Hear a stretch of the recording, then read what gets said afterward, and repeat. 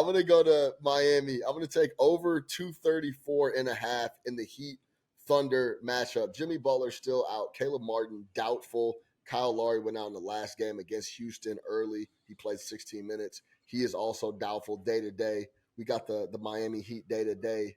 Day to day could be March, could be next week. We'll find out what shakes for Kyle Lowry, but we'll see. I was really impressed with how Miami looked against the Rockets, who are a solid defensive squad. 2 or 3 on the West Coast road trip the Miami Heat go on. They just got off.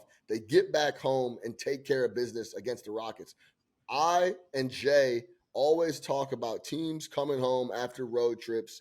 You got to handle a lot of personal business, and sometimes you can get caught off guard. I was really impressed with how they took care of business fresh off the road trip back home against a really good Rockets team. But that is a little suspect on the road, but still have been really solid on the defensive end. Lowry goes out. They have no other point guards on the roster. They still have 30 assists on 41 made buckets. The Miami Heat are super deep. Lowry went down, but he only had 1 assist. So those 29 other assists came from a plethora of other dudes, including Duncan Robinson. Go back and watch the film on this Heat Rockets game. Duncan Robinson was running the pick and roll with Bam Adebayo frequently. Yes, Duncan Robinson. So offensively, they looked really good. They were knocking down a lot of mid-range shots. Whatever Houston was giving them, they were taking it on offense, and they were converting. Hero had 21 on 50, 50 from the floor, 50 from 3. They scored 120 points and missed 9 free throws. I like also the situation that Miami puts themselves in the first half against a young competing team like the Thunder, who's been competing all year. The Miami Heat in the first half, 21, 11, and 2 ATS. Last 10, 7 and 3 ATS in the first half. So if they get out, the reason I'm bringing that up, if they get out, start playing really well as they have been in the first half in Miami, then I don't see the Oklahoma City Thunder fading away. This is a team that's not going to fold up. They'll continue to compete. And then if you look at the Thunder in the fourth quarter on the road, 12-4 to the over in just specifically the fourth frame. I expect Miami to continue to try to stack up W's here, come out and compete against a really good Thunder team. They're a short underdog. The numbers actually move, and it was the Miami Heat opened +3, went to 3.5, now sits at +4 as we record this. This is going to be a really competitive game.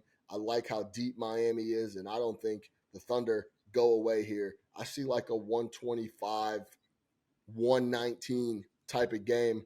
I don't know who wins. I like it to go over 234.5. AC, how do you feel about this spot?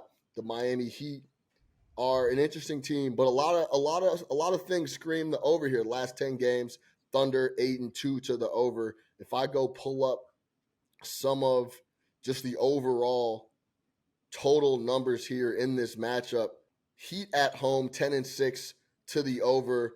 The Thunder on the road 9-7 to the over. Overall, the Thunder 21-13-1 to the over. Both have been over squads as of late. I like how the Heat are playing ball offensively right now, even without Jimmy Butler. Jaime, bucket. AC, how do you feel about this play over 234.5? Yeah, I guess the first thing I want to do is I think Eric Spoelstra is worth every penny, right? He just signed his huge 8-year, $120 million deal. You're naming all these guys that were undrafted, and they are doing amazing stuff in Miami. The second thing I want to say, when there is no Kyle Lowry, when there is no Jimmy Buckets, it's a different team. They're actually playing a lot faster.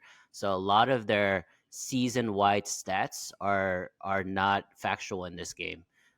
Because if you look at their pace of play, they're bottom 5. If you look at their adjusted offensive rating, they're bottom 5.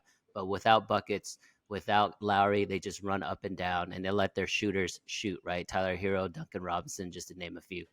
And then on the other side, we know OKC has one of the most efficient offenses in the entire league. They rank top 5 in pace. They rank top 5 in adjusted offensive rating. And they are coming off, I guess, a stretch. You could say they've been struggling a little bit. They've dropped 2 of the last 3. They're probably going to really look to show out in this game because they know it's going to be fast. They know the pace is going to be high, and they don't have to worry about Jimmy Butler. So I do like the overlook here. I don't really have a read on the side, to be perfectly honest, but it's over and nothing for me. Jay, really quick here. 4 games. This is the final of a 4-game road trip for the Thunder. The only hesitation was for me, and I ended up overcoming that hesitation, was because maybe the Thunder will just try to get back home.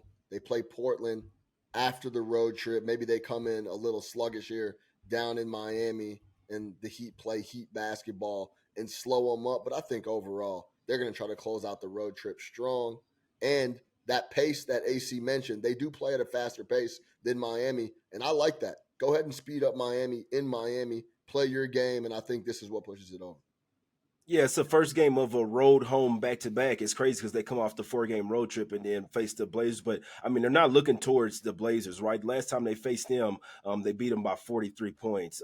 So I don't think they're worried about the Blazers. But they're 1-2 so far on this road trip. So I'm sure they want to close out with a win. I actually heavily lean toward the Thunder. Now, I'm not one of those guys that think the Thunder are like a real contending team. That's just me. I think that they're going to falter out, like especially when it comes to playoff basketball. I think their youth is really going to show, but they're a phenomenal regular season team, and I think this is the type of game that they show it. The only thing that you worry about is them guys being down on South Beach with a day off. Obviously, I mean, when you're from OKC and you're in South Beach, I mean, it's just a lot different. You know what I'm saying? That's all I'm gonna say. But I actually heavily lean to the Thunder here. There's still a few 3.5s out there. I'd be worried about that the Heat don't really have a point guard in this game. They still have Tyler Hero. It might be guys like Duncan Robinson, Josh Richardson. They can run it, but them not having a true point guard starting or coming off the bench really is probably really going to come to bite them in the here. I'd heavily lean to the Thunder to get the job done by double digits in this game. So no real looks on the total here, but